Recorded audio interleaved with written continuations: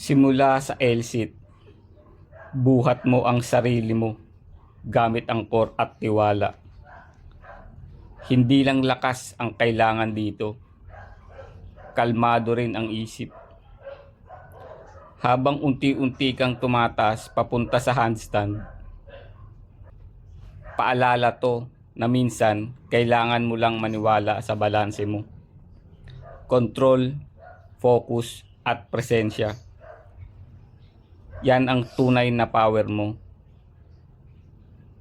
Hindi lang to workout, isa tong moving meditation.